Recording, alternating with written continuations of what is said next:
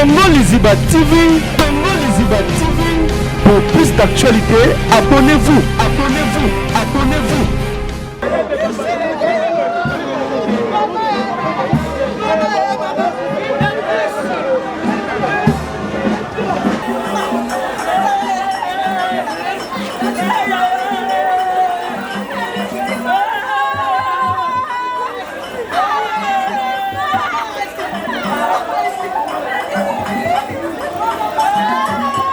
Nabonda la nzambe kaka nzambe ya lola asala nga grâce à consoler motema ya ye parce que aza inconsolable. Imaginez il passe mutu ne basaka ne bakopi na ye wana mutu batambola na ye wana kolia na bango na ye akota na mutu na ye esika moko to komona lisisa omona peki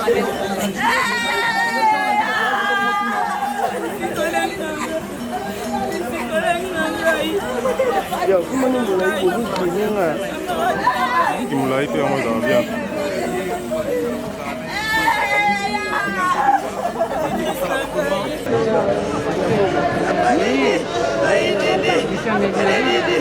il y a la RTC ça madame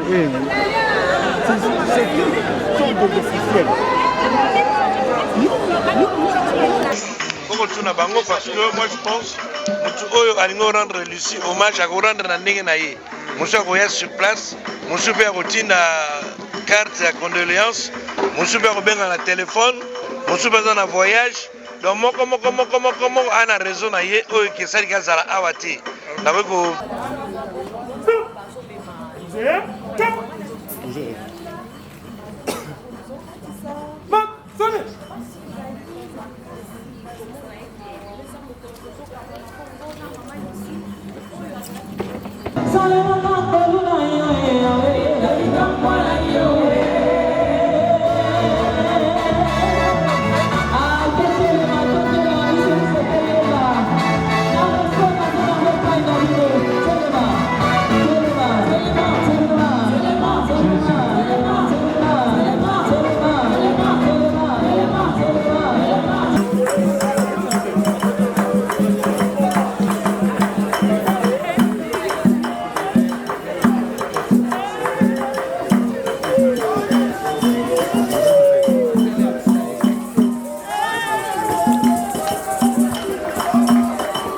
d'actualité, abonnez-vous, abonnez-vous, abonnez-vous.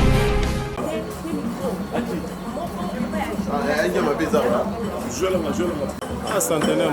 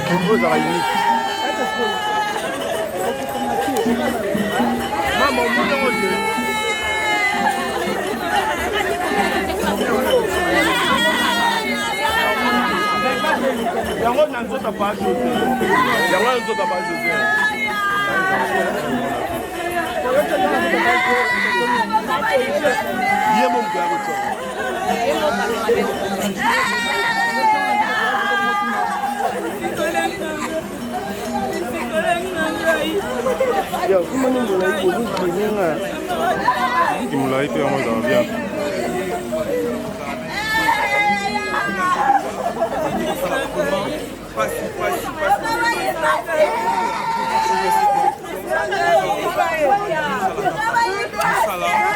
Merci.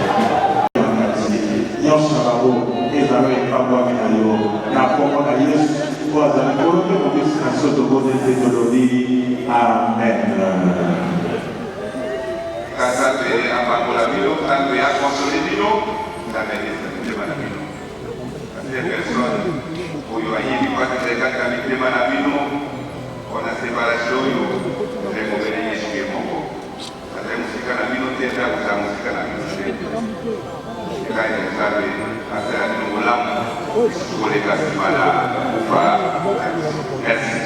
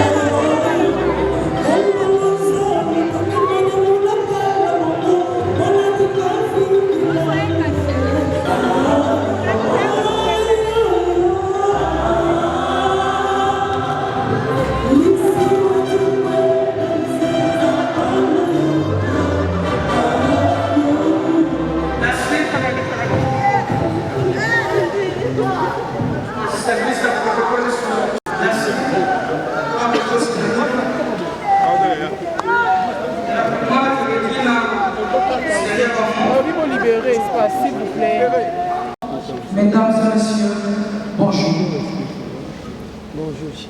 C'est un honneur de me tenir devant vous et de partager le précieux souvenir de ma mère.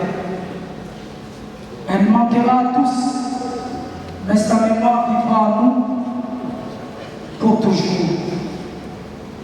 Ma mère était une femme à tous, chaleureuse et pleine de vie, qui faisait toujours tout son possible pour aider les autres, et c'est là, quoi qu'il arrive.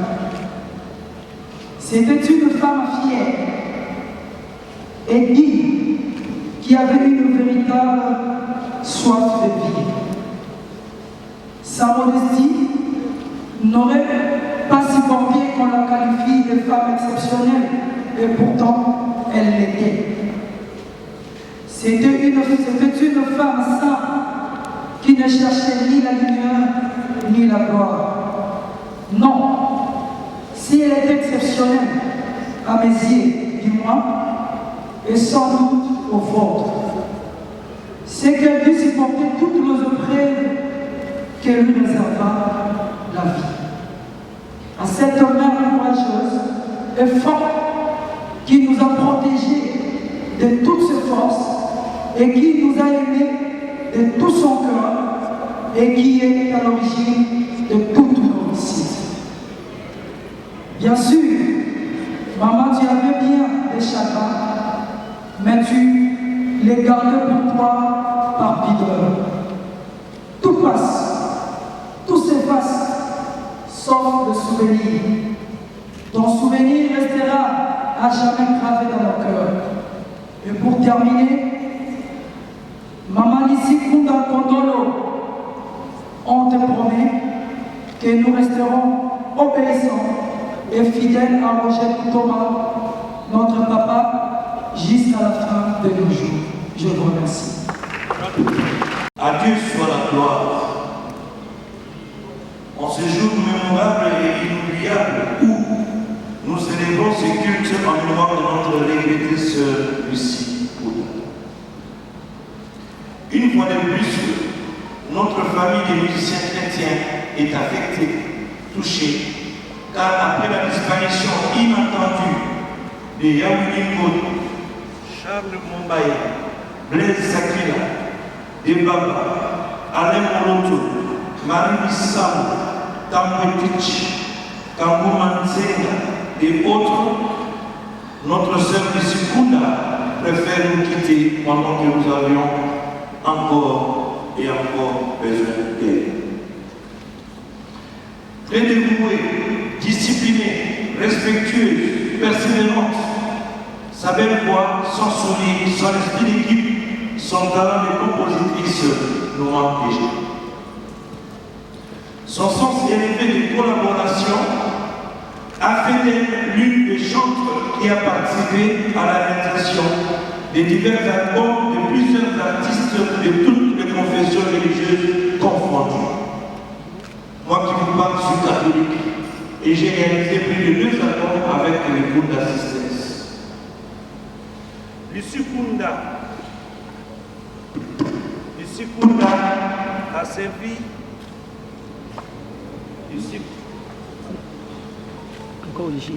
en aucun cas, elle n'a déçu ni les aînés, ni ceux de sa génération, et même ceux qui sont venus après elle. Membre de l'MCC de la première heure, Lucie a contribué à cet édifice et n'a ménagé aucun effort pour la survie de celui-ci. Qu'elle vive dans nos cœurs, qu'elle vive dans l'Église corps du Christ à ce moment décisif où nous sommes tous décidés à redynamiser notre chère association ANCC. Nous avons la foi que notre sœur Lucie n'est qu'une graine sémée sur une bonne terre et qu'en temps de moisson produira plusieurs Lucie. Amen. À sa famille biologique et musicale, comptez sur nos prières afin que le nom de Lucie demeure toujours. Aux autorités politico-administratives, aux autorités ecclésiastiques établies, aux collègues musiciens à travers le monde entier et aux hommes de bonne volonté, nous disons sincèrement merci. Merci pour votre soutien moral, matériel et financier pour ces hommages rendus à notre sœur. Que Dieu vous bénisse.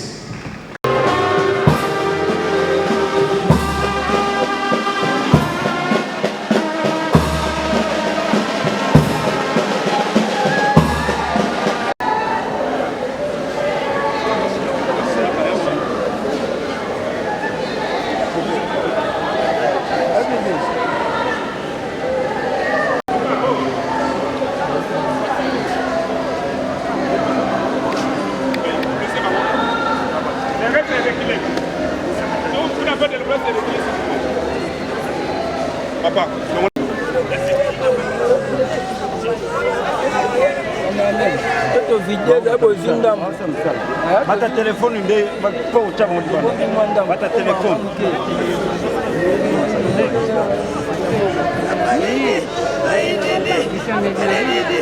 Il y a la RTC, ça vous madame c'est tout officiel.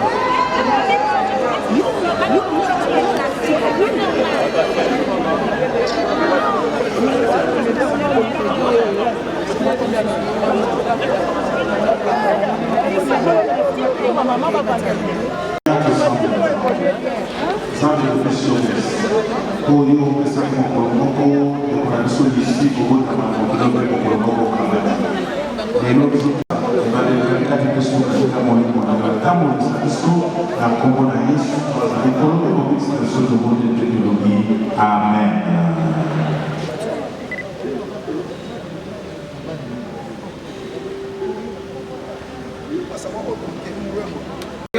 Momoko, nous avons les Kunda Sisters et puis nous avons les salles. Oh,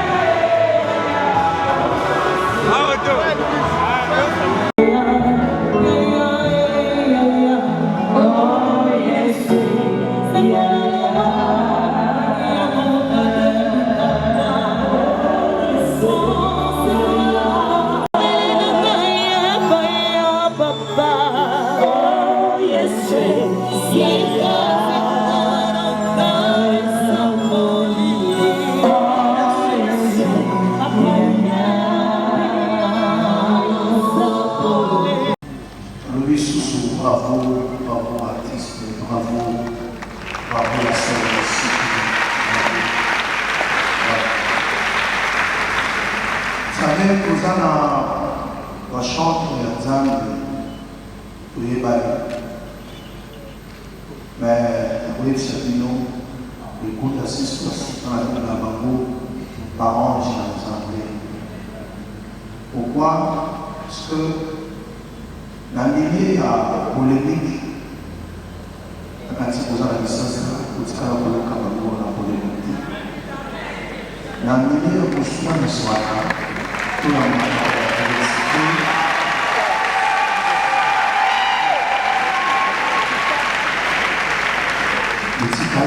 jamais koyoka bango na makambo ya kozoba oyo nyonso ezolobama kaka na réseaux sociaux nano te aina loba koyena ndeko to reconnaître kaka bato te soki bakufi mais na kosepela biso totikali emondo vivant bandeko totikaka nano te toperdre ebongo tokomolela ça c'est vraiment un mauvais comportement mpona biso surtout bakristo toyeba korekonetre bangolu na bandeko ntango bazobika nani nse na mona mama misi aza oyo ayebaka te aza koyeba te mpona gloire ya mokili oyo jamais ngai moko naza moyebi me nakamoka bango baza bato oyo baosalela nzambe mpenza te kaka mpona boku te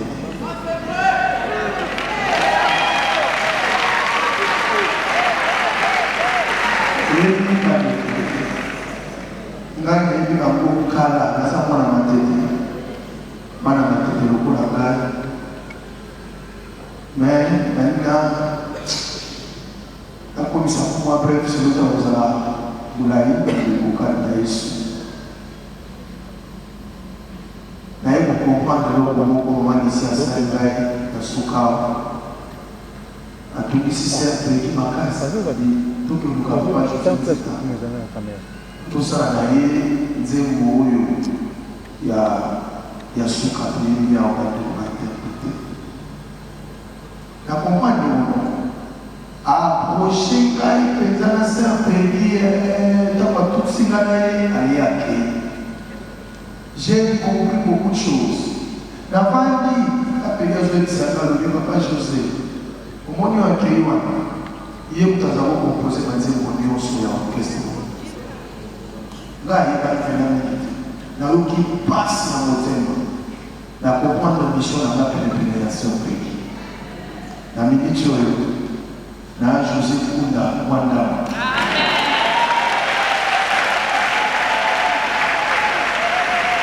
Usimamini na Mungu wangu na Biblia yangu na edike na utika ekipunda tena uzanayo na bakoma nyonso tozala sana voilà moyebisa bino oyo akufi aotraite ata mokie te akembala kokopanza parce que motema ezali na mama esi oyo motema tala monene na profite kopesa papa roger mobali na ye merci parce que namonana mibali ya boye te obatika basi na bango na liberté ya ndenge wana kosala miziki mpe batama kosala miziki na bango boyeba mobali na ye te abima mpe na biso ya bato te areklama absence ya mwasi na ye na ndako te atika mwasi na ye asala miziki tinele papa roger kotelemana telemata likolo bapamo na yo ezaka pesaki kapasité ya kotikela biso mama miziki kapona ya kolisa biso.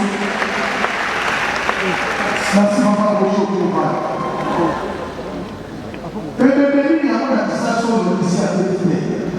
L'église dit la manifestation ici avec la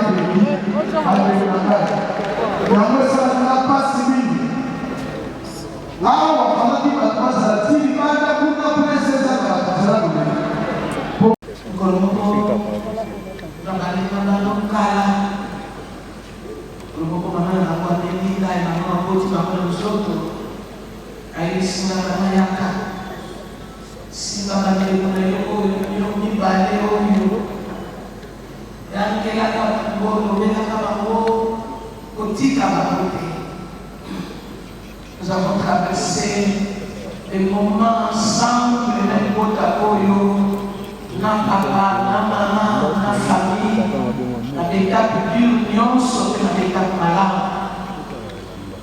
ici à Montalina et à Roger, et si maman a et si moi je vous ai abattu de l'Islande, dans mon sous-sous, je me suis cabossé ces et si maman vous allez en respect pour ma casse.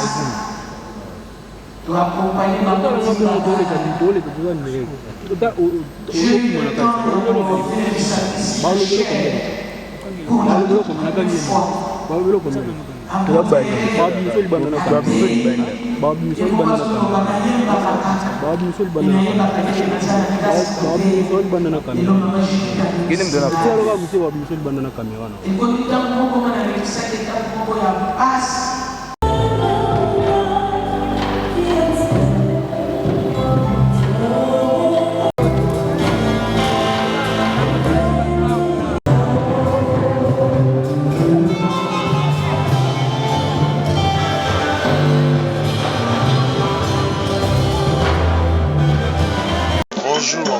esengo ezali komona yo katikati na esika oyo nayebi ete bobandaki bozalaki bongo na organisation me baike bakolela balobi banda mokolo na lobi lotiliki ekokende ezozonga stabilité ezalaki penza te nini yo okoki kolobela bato eske mokolo na lelo boza korasire bato ke tokokende na limemie nyonso kino kokende kotika mama lisi na place oyo tokozela kino mokolo yesu akoya na bandi likambo oyo etali lotiliki ya likambo ekolo mobimba ya likambo ya mama Lucie te voilà ti na ndaka mokonzi lotiliki ekoma kokata nao na Congo donc biso tokoko prévoir mais SNEL baza na lolenge na ye mais seulement tozali mpe na groupe électrogène mais ndenge barassuraki biso que lotiliki ekozala nango stable na groupe tozwaki mpe erreur ya kotia carburant ebele te po tebeki courant kuna ekatanaka te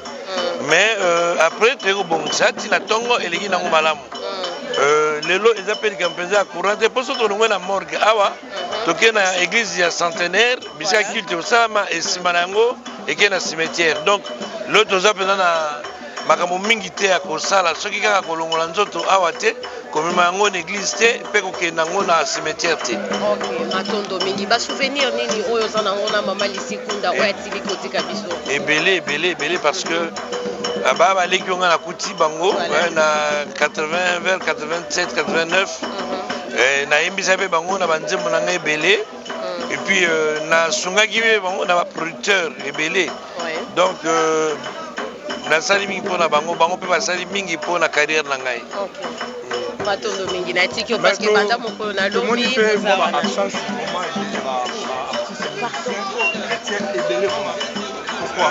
absence wana nayebi te wala mpo kotuna bango parce que moi je pense motu oyo alingi orendre Lucie hommage akorendre na ndenge na ye mosu akoya sur place mosu mpe akotinda carte ya condoléance mosu mpe akobenga na telefone mosu mpe aza na voyage donc moko ana raison na ye oyo kesaliki azala awa te nakoki kopesa baréponse na place na bango te mais biso baoyo toali awa donc toza disposé ya kozala awa baoyo baate bana baraison na bango mpona te mosusu babi baministère chrétien mpe bakoma longo baministère profanement baguerre d'esprit.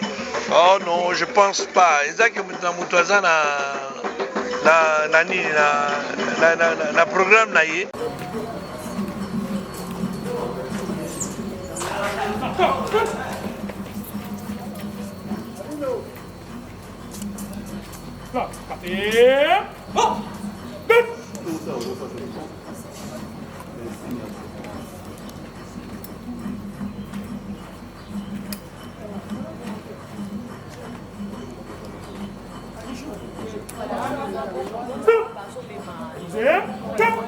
Bonjour.